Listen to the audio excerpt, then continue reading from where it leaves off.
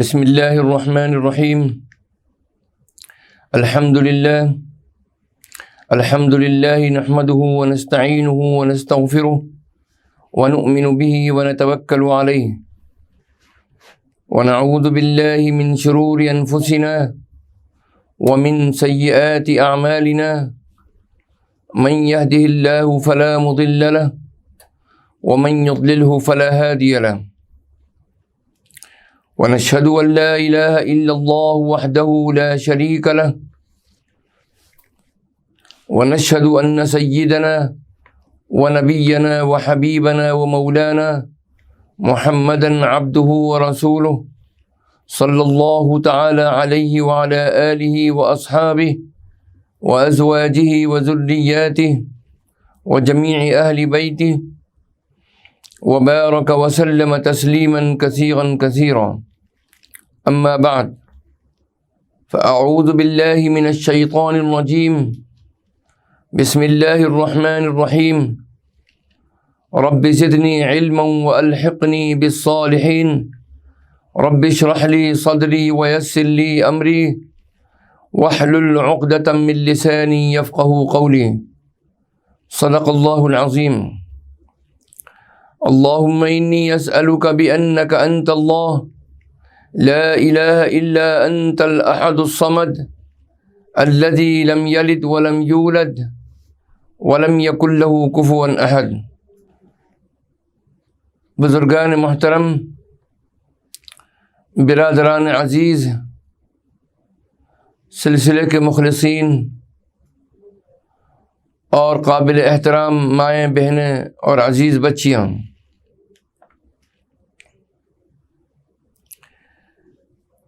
آج خطاب جمعہ کے طور پر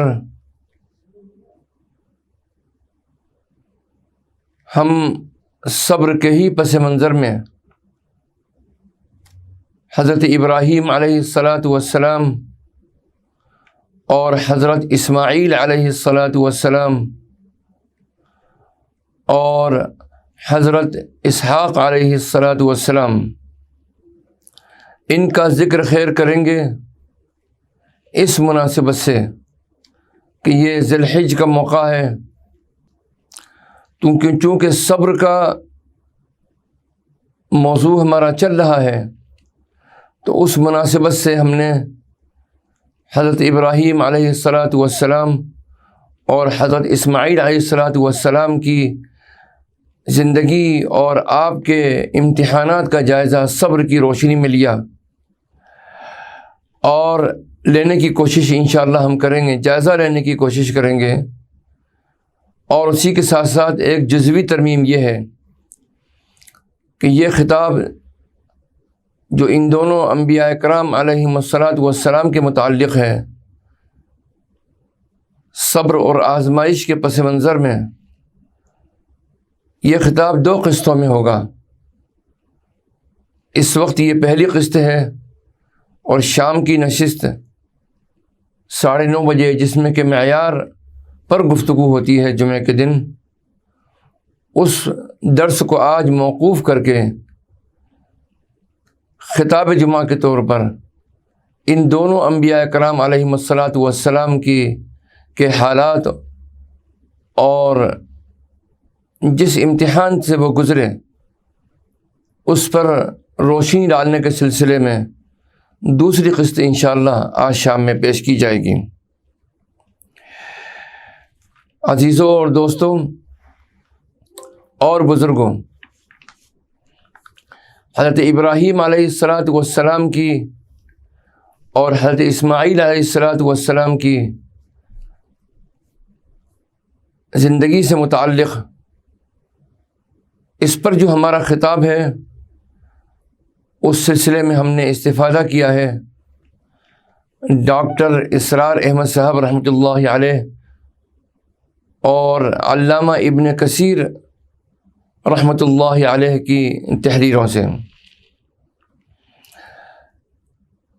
حضرت ابراہیم علیہ السلام امتحان اور آزمائش کی ایک کامل مثال تھے، اور آپ مختلف امتحانات سے گزرے، آپ کی فکر و نظر کا بھی امتحان ہوا، آپ کی قوت ارادی کا بھی امتحان ہوا، پھر آپ نے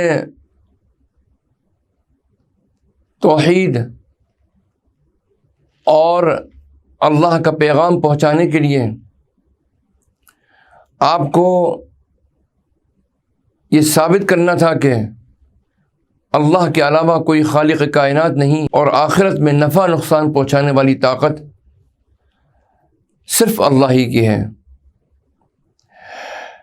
تو آپ نے بت شکنی کا اقدام بھی کیا، اس کے نتیجے بعد جو حالات پیش آئے کہ حاکم وقت سے آپ کا مباحثہ ہوا،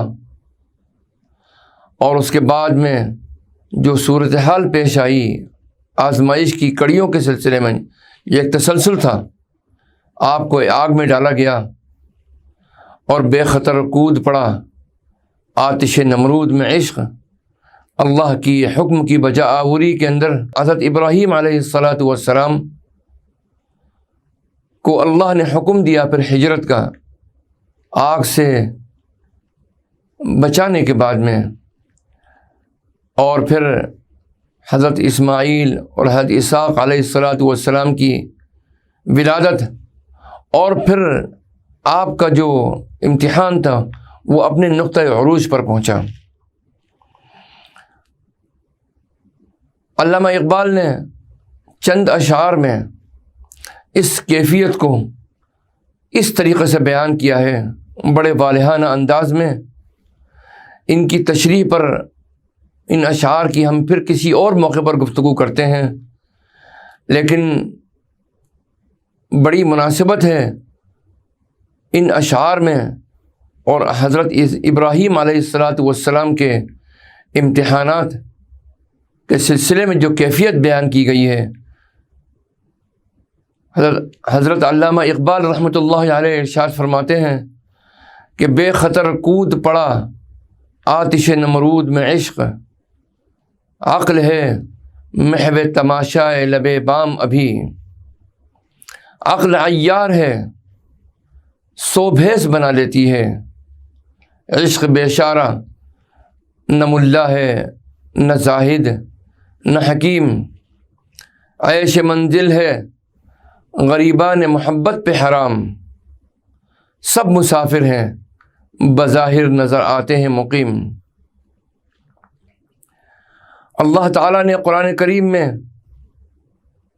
سورۃ الکوثر میں ارشاد فرمایا، اعوذ باللہ من الشیطان الرجیم، بسم اللہ الرحمن الرحیم، فصل لربک وانحر۔ حضور پاک علیہ السلام سے مخاطب ہو کر اللہ ارشاد فرماتے ہیں، پس آپ اپنے رب کے لیے نماز پڑھا کیجیے اور قربانی کیا کیجیے۔ نحر کے لغوی معنی عربی کے اندر اونٹ ذبح کرنے کے ہیں۔ اس آیت میں جن دو احکام کا ذکر ہے ان دونوں پر عید الاضحیٰ کے دن عمل ہوتا ہے، یعنی عید الاضحیٰ کے دن پہلے مسلمان نماز پڑھتے ہیں اور پھر جانور کی قربانی کرتے ہیں۔ اس سلسلے میں حضرت زید بن ارقم رضی اللہ تعالی عنہ کی حدیث مبارکہ ہے، عن زید بن ارقم قال اصحاب رسول اللہ یا رسول اللہ ما هذه الاضاحی قال سنة ابیکم ابراہیم قالوا فما لنا فيها یا رسول اللہ قال بكل شعرة حسنة قالوا فالصوف یا رسول اللہ قال بكل شعرة من الصوف حسنة۔ حضرت زید بن ارقم رضی اللہ تعالی عنہ سے روایت ہے کہ رسول اللہ صلی اللہ علیہ وسلم کے اصحاب رضوان اللہ علیہم اجمعین نے کہا کہ اے اللہ کے رسول، یہ قربانیاں کیا ہیں؟ رسول پاک صلی اللہ علیہ وسلم نے فرمایا، تمہارے باپ ابراہیم کی سنت ہیں، انہوں نے کہا کہ ہمارے لیے کیا ہے ثواب اس میں؟ آپ نے فرمایا ہر بال کے بدلے نیکی ہے۔ انہوں نے کہا کہ اے اللہ کے رسول اور اون؟ فرمایا اون کے بھی ہر بال کے بدلے نیکی ہے۔ آئیے ہم امتحان اور آزمائش کی کامل مثال حضرت ابراہیم علیہ السلام کے امتحان و آزمائش کا نقطہ عروج کیا ہے اس پر روشنی ڈالنے کی ہم کوشش کرتے ہیں۔ سورہ صافات میں اللہ تعالیٰ نے آیت 99 سے لے کر 113 تک چھٹے اور آخری امتحان کا ذکر کیا ہے، اور نہایت مختصر لیکن جامع ترین الفاظ میں صورتحال کی ایک ایسی تصویر مکمل طور پر کھینچ دی جاتی ہے کہ ہم چشم تصور سے پورے واقعے کو ہر دور اور ہر زمانے میں دیکھ سکتے ہیں۔ بڑھاپے میں دعائیں کر کر کے اللہ تعالیٰ سے بیٹا لیا، اور وہ بھی کیسا بیٹا؟ حلیم، نہایت بردبار، سلیم الطبع، فرما بردار، صابر اور سعادت مند۔ لیکن اب آخری امتحان کے لیے اسٹیج سج رہا ہے، گویا قدرت مسکرا رہی ہے کہ 100 سالہ بوڑھے انسان کا امتحان، بڑا کٹھن امتحان ابھی باقی ہے۔ اس سے قبل 5 امتحان سے گزر چکے ہیں یہ نبی اولو العزم۔ یہ بڑے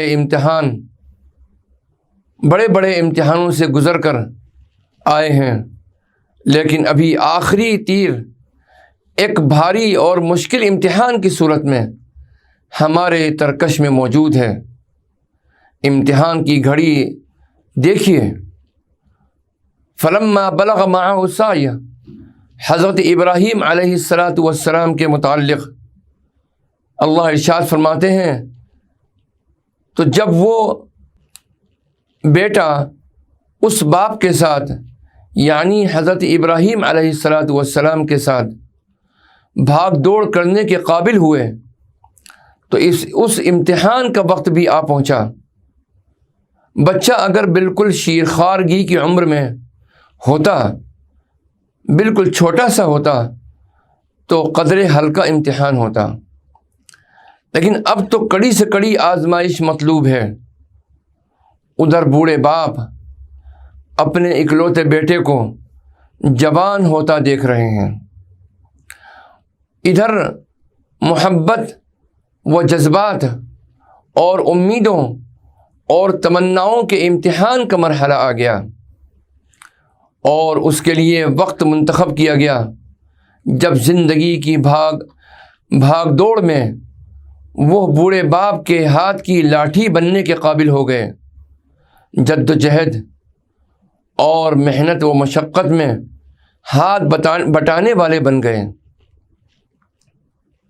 جس کو ہم کہیں گے کہ فی الحقیقت دست بازو بن گئے۔ اس وقت حضرت اسماعیل علیہ السلام کی عمر تقریباً 13 سال تھی، تو حضرت ابراہیم علیہ السلام ان سے کہتے ہیں یا بنی انی اری فی المنام انی اذبحک فانظر ماذا تری، اے میرے پیارے بچے، اے میرے پیارے بیٹے، میں خواب میں دیکھ رہا ہوں کہ تجھے ذبح کر رہا ہوں۔ روایات میں آتا ہے کہ مسلسل 3 رات یہ خواب آیا ہے۔ اب آپ فرماتے ہیں کہ اے بیٹا اب تم دیکھو، غور کرو اور بتاؤ کہ تمہاری کیا رائے ہے۔ بیٹے کی رائے معلوم کر کے باپ بھی بیٹے کا امتحان لے رہے ہیں۔ یہ بات ذہن میں رکھیے کہ نبی کا خواب بھی وحی ہوا کرتا ہے، سچا خواب بھی اسی سلسلے کی ایک کڑی ہے کہ جس کی آخری حتمی اور قطعی صورت وحی نبوت ہے۔ وحی نبوت کا دروازہ نبی اکرم صلی اللہ علیہ وسلم پر تا قیام قیامت بند ہو گیا، لیکن اس سے کچھ کم تر چیزیں اب بھی باقی ہیں۔ الہام اب بھی باقی ہے، کشف اب بھی ہے، القاء اب بھی ہے۔ اللہ اپنے جس بندے کے دل میں جو بات چاہے ڈال دے، اس کے لیے نبوت شرط نہیں ہے۔ نبوت خواتین کے لیے تو ہے ہی نہیں، لیکن اللہ تعالیٰ نے موسیٰ علیہ السلام کے دل میں بات ڈالی، اور کتنے یقین کے ساتھ ڈالی کہ اپنے بچے کو خود اپنے ہاتھوں صندوق میں بند کر کے دریا کے حوالے کر دیا۔ یہ کام کوئی آسان نہیں تھا۔ اگر یہ یقین نہ ہوتا کہ بات مجھ پر القاء ہوئی ہے، اگر ذرا بھی گمان ہوتا کہ یہ شیطانی وسوسہ ہے، تو وہ یہ اقدام ہرگز نہ کرتی۔ پس الہام، القاء، کشف اور رؤیا صادقہ، یہ ساری چیزیں اب بھی ہیں۔ یہ چیزیں نبیوں کے لیے بھی تھیں اور غیر نبیوں کے لیے بھی۔ خود نبی کریم صلی اللہ علیہ وسلم کا ارشاد گرامی ہے کہ وحی نبوت کا دروازہ مجھ پر بند ہو گیا، وحی نبوت کا دروازہ مجھ پر بند ہو گیا، لیکن رؤیا صادقہ کا سلسلہ جاری رہے گا، جو نبوت کا 46واں حصہ ہے۔ ایک روایت میں ہے کہ یہ 100واں حصہ ہے۔ البتہ نبیوں کے لیے یہ چیزیں یعنی الہام، القاء، کشف اور رؤیا جسے خواب کہتے ہیں، وہ بھی وحی کے درجے میں ہوتے ہیں، اور ان میں کسی شک اور شبہ کی گنجائش نہیں ہوتی، لہذا وہ فوراً یقین کر لیتے ہیں کہ یہ اللہ کا حکم ہے۔ اب آپ فرماتے ہیں اب بیٹے کی حلیمی کا اظہار ہو رہا ہے۔ قال یا ابت افعل ما تؤمر ستجدنی ان شاء اللہ من الصابرین۔ اس بیٹے نے یعنی حضرت اسماعیل علیہ السلام نے کہا، ابا جان کر گزریے جو حکم آپ کو مل رہا ہے، آپ انشاءاللہ مجھے صبر کرنے والوں میں سے پائیں گے۔ فلما اسلما، تو جب وہ دونوں مسلمان ہو گئے، یہاں ہم نے جان بوجھ کر مسلمان ہو گئے ترجمہ کیا۔ اسلام جس کو ہم نے بدنام کیا ہوا ہے، اس کی اصل معنی ہی ہے گردن نہادن، سر تسلیم خم کر دینا۔ جو بھی اللہ کا حکم ہے اس کی بلا چور و چرا اطاعت اور فرما برداری کرنا، یہ اسلام ہے۔ بقول مولانا محمد علی جوہر مرحوم، یہ شہادت گہے الفت میں قدم رکھنا ہے۔ لوگ آسان سمجھتے ہیں مسلمان ہونا۔ آئیے قرآن حکیم کی آیات کی روشنی میں ہم اس واقعے کے ذکر کو آگے بڑھاتے ہیں۔ اعوذ باللہ من الشیطان الرجیم، بسم اللہ الرحمن الرحیم۔ وقال انی ذاہب الی ربی سیہدین، رب هب لی من الصالحین، فبشرناہ بغلام حلیم۔ فلما بلغ معه السعي قال يا بني إني أرى في المنام أني أذبحك فانظر ماذا ترى قال يا أبت افعل ما تؤمر ستجدني إن شاء الله من الصابرين فلما أسلما وتله للجبين وناديناه أن يا إبراهيم قد صدقت الرؤيا إنا كذلك نجزي المحسنين إن هذا لهو البلاء المبين وفديناه بذبح عظيم وتركنا عليه في الآخرين سلام على إبراهيم كذلك نجزي المحسنين إنه من عبادنا المؤمنين وبشرناه بإسحاق نبيا من الصالحين وباركنا عليه وعلى إسحاق ومن ذريتهما محسن وظالم لنفسه مبين صدق اللہ العظیم۔ اللہ تعالیٰ ارشاد فرماتے ہیں وقال انی ذاہب الی ربی سیہدین، اور اب اس نے کہا میں اپنی رب کی طرف جانے والا ہوں، وہ ضرور میری رہنمائی کرے گا۔ یہ اس وقت کا ذکر ہے جب کہ نمرود کی آگ سے اللہ تعالیٰ نے حضرت ابراہیم علیہ السلام کو نجات عطا فرمائی، اور اللہ نے اپنی قدرت کاملہ سے اس آگ کو ٹھنڈا کر دیا، اور پھر اس کا ذکر انشاءاللہ اگلی نشست میں آئے گا کہ کس طریقے سے پھر مباحثہ ہوا، اور اس مباحثے کے بعد پھر آپ کی جان کو خطرہ ہوا، اللہ کا حکم آیا کہ تم ہجرت کر جاؤ۔ تو لوگوں نے سوال کیا کہ آپ کدھر جا رہے ہیں؟ تو اسی طرف اشارہ کیا آپ نے کہ وقال انی ذاہب الی ربی سیہدین، اور اب اس نے کہا کہ میں اپنے رب کی طرف جانے والا ہوں، وہ ضرور میری رہنمائی کرے گا۔ جس وقت آپ نے ہجرت شروع کی تو آپ نے اللہ کے حکم سے ہجرت کا آغاز کر دیا، آپ نکل پڑے سفر پر، لیکن آپ کو یہ معلوم نہیں تھا کہ منزل کہاں ہے، لیکن اللہ کا حکم تھا تو آپ نکل پڑے۔ لوگوں نے سوال کیا تو آپ نے فرمایا کہ اللہ میری رہنمائی فرمائے گا۔ یہ حضرت ابراہیم علیہ السلام کی، جیسا کہ میں نے عرض کیا کہ ہجرت کی طرف اشارہ ہے۔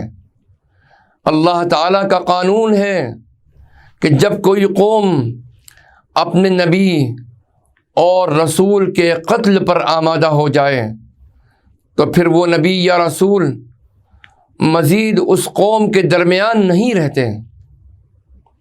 آپ علیہ السلام کی قوم نے تو آپ کے قتل کی صرف منصوبہ بندی ہی نہیں کی تھی، بلکہ آپ کو بالفعل آگ میں ڈال دیا تھا۔ یہ الگ بات ہے کہ اللہ تعالیٰ نے آپ کو معجزانہ طور پر بچا لیا۔ اسی طرح یہودیوں نے بھی اپنے طور پر حضرت مسیح علیہ السلام کو سولی پر چڑھا دیا تھا، مگر اللہ تعالیٰ نے ان کی تدبیر کو ناکام بنا دیا اور آپ علیہ السلام کو اپنی طرف اٹھا لیا۔ اسی طرح مشرکین مکہ نے بھی جب رسول پاک صلی اللہ تعالی علیہ وسلم کے قتل کا ارادہ کیا اور آپ کو قتل کرنے کے لیے جمع ہو گئے تو اللہ تعالیٰ نے ان کی آنکھوں میں دھول جھونکتے ہوئے اپنے پیغمبر علیہ الصلاۃ والسلام سرور کائنات کو مدینے پہنچا دیا۔ چنانچہ اللہ تعالیٰ کے اس قانون کے تحت حضرت ابراہیم علیہ السلام نے عراق سے ہجرت کا ارادہ فرمایا۔ اس وقت تک آپ علیہ السلام کو شاید ہجرت کی منزل کے بارے میں معلوم نہیں تھا، اس لیے آپ علیہ السلام نے فرمایا کہ میرا پروردگار خود میری رہنمائی فرمائے گا کہ مجھے کدھر جانا ہے۔ چنانچہ آپ علیہ السلام نے عراق سے فلسطین کی طرف ہجرت کی، جس کے لیے آپ کو بہت لمبا راستہ اختیار کرنا پڑا۔ عراق، شام اور فلسطین کے درمیان شرق اردن کا پورا علاقہ لق و دق صحرا پر مشتمل ہے، جسے عبور کرنا بالکل ناممکن تھا۔ چنانچہ آپ علیہ السلام دریائے فرات کے ساتھ ساتھ سفر کرتے ہوئے شام کے شمالی علاقے باران پہنچے اور وہاں سے نیچے فلسطین کے علاقے میں داخل ہوئے۔ ربی حب لی من الصالحین، آپ نے دعا فرمائی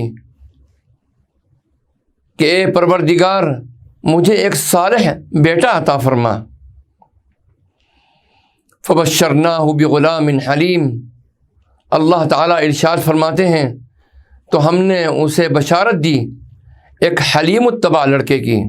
فلما بلغ معہ السعی، پھر جب وہ پہنچے ان کے ساتھ بھاگ دوڑ کرنے کی عمر کو، قال یا بنی انی اری فی المنام انی اذبحک فانظر ماذا تری، انہوں نے کہا کہ میرے بیٹے میں دیکھ رہا ہوں خواب میں کہ تمہیں ذبح کر رہا ہوں۔ اب ایک نیا امتحان اور آخری اور چھٹا امتحان کی باری آتی ہے اور وہ شروع ہوتا ہے۔ اس سے حضرت اسماعیل علیہ الصلاۃ والسلام مراد ہیں، جو خواب میں آپ نے ذبح کرتے ہوئے دیکھا۔ عربی زبان میں فعل مضارع کا صیغہ ہے جس میں استمرار پایا جاتا ہے، استمرار کے معنی پائے جاتے ہیں، یعنی میں بار بار خواب میں یہ منظر دیکھ رہا ہوں۔ اور بعض روایات میں ہے کہ حضرت ابراہیم علیہ الصلاۃ والسلام نے مسلسل 3 راتوں میں یہ خواب دیکھا۔ آپ نے فرمایا فانظر ماذا تری، قرآن کریم نے کیسا منظر کھینچا ہے، فانظر ماذا تری، تو دیکھو تمہاری کیا رائے ہے۔ قال یا ابت افعل ما تؤمر، تو حضرت اسماعیل علیہ الصلاۃ والسلام نے کہا ابا جان آپ کر گزریے جس کا آپ کو حکم ہو رہا ہے۔ یہ جواب حضرت اسماعیل علیہ السلام کی بردباری اور آپ کے حلم کی عکاسی کرتا ہے، اور آپ علیہ السلام کی اسی طبیعت کی وجہ سے آپ کو اللہ تعالیٰ کی طرف سے حلیم کا خطاب ملا۔ آپ جانتے تھے کہ میرے والد نبی ہیں اور ان کا خواب کسی شیطانی وسوسے کا نتیجہ نہیں بلکہ وحی کا حصہ ہے، اس لیے آپ علیہ السلام نے یہ نہیں کہا کہ یہ تو خواب ہے اور خواب کا کیا ہے، یا یہ کہ آپ کوئی قدم اٹھانے سے پہلے اچھی طرح سوچ سمجھ لیجئے، اس طرح کی بات نہیں کہی، بلکہ آپ نے بغیر کسی تردد اور حیل و حجت کے اس حکم کے آگے سر تسلیم خم کرتے ہوئے اپنے والد محترم کو اس پر عمل کرنے کا مشورہ دیا، اور آپ علیہ السلام کو یقین دلایا کہ ستجدنی انشاءاللہ من الصابرین، اللہ نے چاہا تو آپ مجھے صبر کرنے والوں میں پائیں گے۔ فلما اسلما وتلہ للجبین، پھر جب دونوں نے فرما برداری کی روش اختیار کر لی، حضرت ابراہیم علیہ السلام نے بیٹے کو ذبح کرنے کے لیے پیشانی کے بل لٹایا تاکہ چہرہ سامنے نہ ہو، اور اسی حالت میں گدی پر چھری چلانے کی کوشش کی۔ وَنَادَيْنَاهُ أَن يَا إِبْرَاهِيمُ، اللہ نے کیسی منظر کشی کی ہے۔ وَنَادَيْنَاهُ أَن يَا إِبْرَاهِيمُ، اور ہم نے اسے پکارا کہ اے ابراہیم، قد صدقت الرؤیا انا كذلك نجزی المحسنین، تم نے خواب سچ کر دکھایا، یقیناً ہم اسی طرح بدلہ دیتے ہیں محسنین کو۔ ان ھذا لہو البلاء المبین، یقیناً یہ بہت بڑی آزمائش تھی۔ گویا ممتحن یعنی اللہ تعالیٰ خود کہہ رہا ہے کہ میں نے جو امتحان لیا وہ بہت سخت امتحان تھا۔ یہ امتحان، عظیم امتحان لینے والے کی یہ کس طریقے سے، کس انداز کی شاباشی ہے اور تحسین ہے، بلکہ اگر یہ کہا جائے تو یقیناً سچ ہے کہ یہ تحسین اور شاباشی کی انتہا ہے۔ وَفَدَيْنَاهُ بِذِبْحٍ عَظِيمٍ، اور ہم نے ایک ذبح عظیم اس کا فدیہ دیا۔ اللہ کے حکم سے جنت سے ایک مینڈا لایا گیا جو حضرت اسماعیل علیہ السلام کی جگہ ذبح ہو گیا۔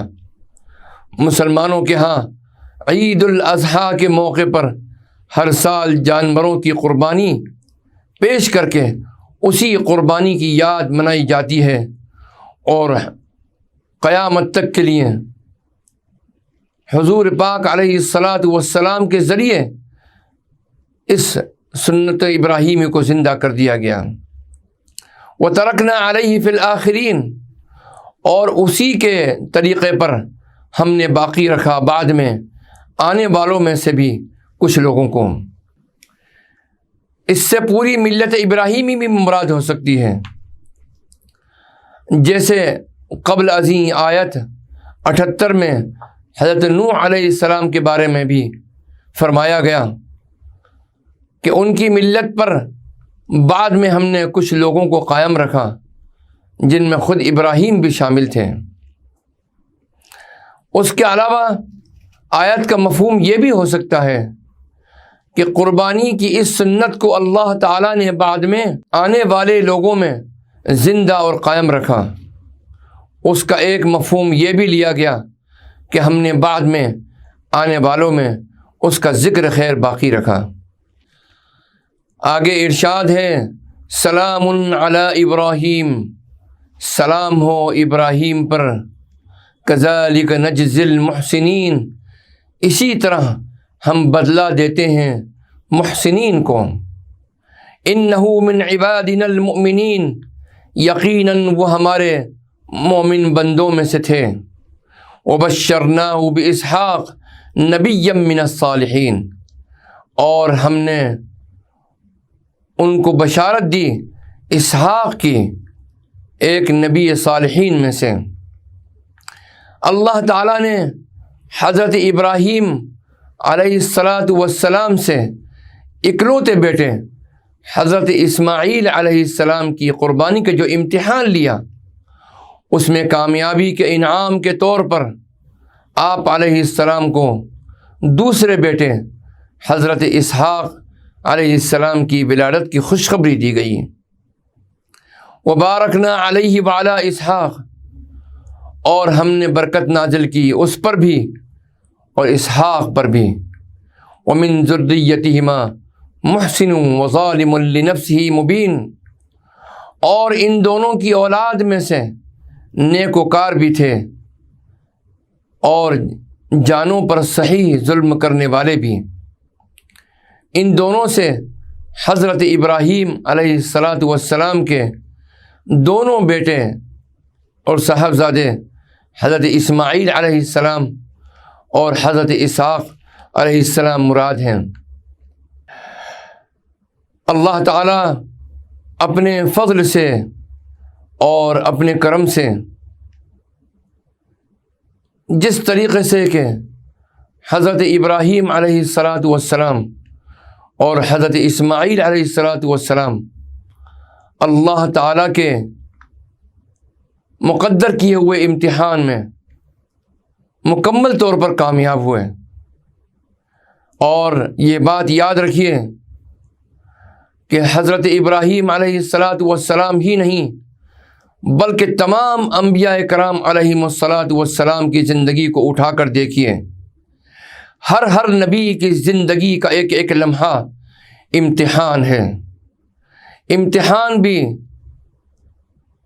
اعلیٰ درجے کا ہے، امتحان بھی عظیم ہے، اور امتحان بھی اور آزمائش بھی اتنا عظیم ہے کہ عام انسان اس کا تحمل نہیں کر سکتا، لیکن اللہ تعالیٰ کی رضا اور اس کی خوشنودی کے لیے ان امتحانوں پر جو کہ ایک تسلسل تھا، ان مسلسل امتحانات میں حضرت ابراہیم علیہ السلام نے صبر کیا اللہ کی رضا اور خوشنودی کے لیے۔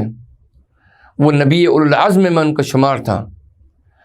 تمام انبیاء کرام اور خصوصاً حضرت خاتم النبیین اور امام الانبیاء حضور نبی کریم علیہ السلام آپ کے امتحان کی ایک ایسی کڑی ہے کہ جو کہ ہوش سنبھالنے کے بعد سے جس کا تسلسل شروع ہوا تو زندگی کے آخری سانس تک وہ باقی رہا،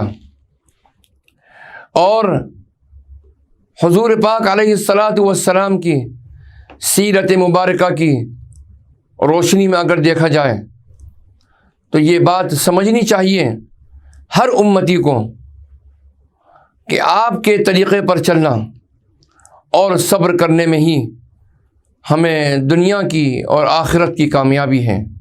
وآخر دعوانا ان الحمد للہ رب العالمین والصلاة والسلام علی النبی الکریم والسلام علیکم ورحمۃ اللہ وبرکاتہ۔ بسم اللہ الرحمن الرحیم، الحمد للہ رب العالمین والصلاة والسلام علی رسولہ الکریم وعلی آلہ واصحابہ اجمعین۔ گزشتہ دنوں ہمارے قریبی ساتھیوں اور کچھ سلسلے کے حضرات کا انتقال ہوا، اللہ کے پیارے ہو گئے۔ ان کے سلسلے میں ان کے تمام پسماندگان کے لیے دعا کرتے ہیں کہ اللہ تعالیٰ ان تمام پسماندگان کو صبر جمیل عطا فرمائے اور مرحومین کی مغفرت فرمائے اور ان کی درجات کو بلند فرمائے۔ اس سلسلے میں ہمارے پیر و مرشد و والد ماجد حضرت شاہ محمد عبد الرحیم صاحب رحمۃ اللہ علیہ کے مرید خاص اسماعیل بھائی رنگون والوں کی اہلیہ کا انتقال ہوا 16 جولائی 2020 مطابق 24 ذی قعدہ 1441 بروز جمعرات وہ اللہ کی پیاری ہو گئیں۔ ان کے پسماندگان میں ان کے شوہر اسماعیل بھائی رنگون والے اور 3 صاحبزادیاں اور 1 صاحبزادے ہیں۔ اللہ تعالیٰ مرحومہ کی مغفرت فرمائے، ان کے درجات کو بلند فرمائے اور ان کے پسماندگان کو اللہ صبر جمیل عطا فرمائے۔ اور اسی طرح 18 جولائی 2020 مطابق 26 ذی قعدہ 1441 ہجری جناب عزیر بیگ عبد الرؤوف بیگ مرزا صاحب کا سورت میں انتقال ہو گیا۔ وہ یتیم خانہ سورت سے بھی وابستہ تھے اور کافی سرگرم تھے اور سماجی خدمات میں بھی کافی وہ سرگرم رہتے تھے۔ اللہ تعالیٰ ان کی مغفرت فرمائے اور ان کے درجات کو بلند فرمائے۔ ان کے پسماندگان میں ان کی اہلیہ اور 3 بھائی اور 3 صاحبزادے اور 3 صاحبزادیاں ہیں۔ اور آج شب میں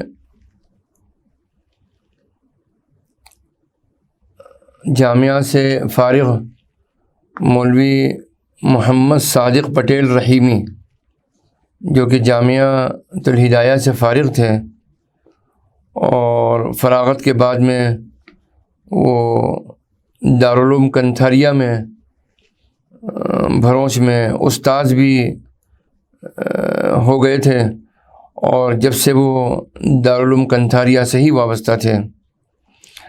آج جمعرات کی شب میں یکم ذی الحجہ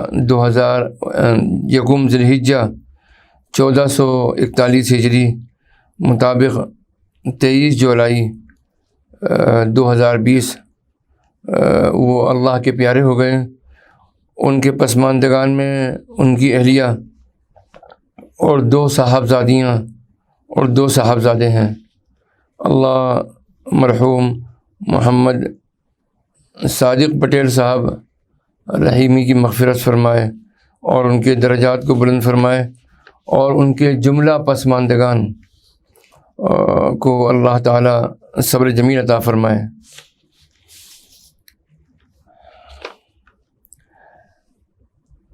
دعا فرمائے اللہ تعالیٰ ان تمام مرحومین اور اس کے علاوہ جو بھی ہمارے علم میں نہیں آ سکیں، ہمارے ساتھیوں میں اور مسلمانوں میں، اللہ تعالیٰ ان سب کی مغفرت فرمائے، ان کے درجات کو بلند فرمائے۔ بسم اللہ الرحمن الرحیم، صلی اللہ علی حبیبہ محمد وآلہ وسلم، صلی اللہ علی حبیبہ محمد وآلہ وسلم، صلی اللہ علی حبیبہ محمد وآلہ وسلم۔ اعوذ باللہ من الشیطان الرجیم، بسم اللہ الرحمن الرحیم، الحمد للہ رب العالمین، الرحمن الرحیم، مالک یوم الدین، ایاک نعبد و ایاک نستعین، اہدنا الصراط المستقیم، صراط الذین انعمت علیہم غیر المغضوب علیہم ولا الضالین، آمین۔ بسم اللہ الرحمن الرحیم، قل هو اللہ احد، اللہ الصمد، لم یلد ولم یولد ولم یکن له کفوا احد۔ قل هو اللہ احد، اللہ الصمد، لم یلد ولم یولد ولم یکن له کفوا احد۔ قل هو اللہ احد، اللہ الصمد، لم یلد ولم یولد ولم یکن له کفوا احد۔ بسم اللہ الرحمن الرحیم، صلی اللہ علی حبیبہ محمد وآلہ وسلم، صلی اللہ علی حبیبہ محمد وآلہ وسلم، صلی اللہ علی حبیبہ محمد وآلہ وسلم۔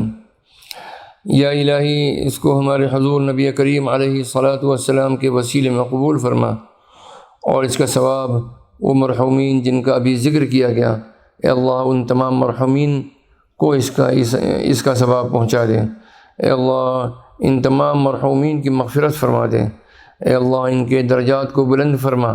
اے اللہ ان پر اپنی رحمتیں اور برکتیں نازل فرما، ان پر اپنا فضل خصوصی فرما، کرم فرما، رحم فرما۔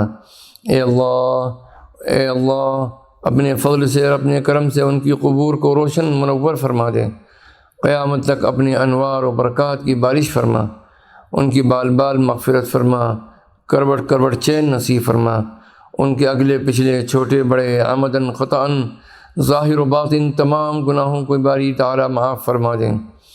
باری تعالیٰ میدان حشر میں ان کو دانے ہاتھ میں نامہ اعمال عطا فرما، اور باری تعالیٰ میدان حشر میں اپنے عرش کے سائے کے نیچے رکھنا۔ حضور نبی کریم علیہ الصلاۃ والسلام کی شفاعت نصیب فرما، اور ان کو بغیر حساب و کتاب کے جنت میں داخلے کا فیصلہ فرما لیں۔ اے اللہ حوض کوثر پر نبی کریم علیہ الصلاۃ والسلام کی زیارت نصیب فرما، آپ کے دست مبارک سے سیراب فرما حوض کوثر پر۔ اے اللہ دوزخ کی آگ کو ان پر حرام فرما دے۔ اے اللہ پل صراط پر سے بجلی کی طرح گزار دیں۔ اے اللہ قیامت کے دن باری تعالیٰ، اے اللہ جنت الفردوس میں، اے اللہ جنت الفردوس میں ان کو اعلیٰ مقام عطا فرما۔ انبیاء کرام علیہم الصلاۃ والسلام، صدیقین، شہداء اور صالحین کی معیت نصیب فرما۔ اے اللہ اپنا قرب عطم عطا فرما، اپنا دیدار نصیب فرما۔ تمام پسماندگان کو باری تعالیٰ صبر جمیل عطا فرما دیں۔ اے اللہ ہماری دعاؤں کو قبولیت کا شرف عطا فرما۔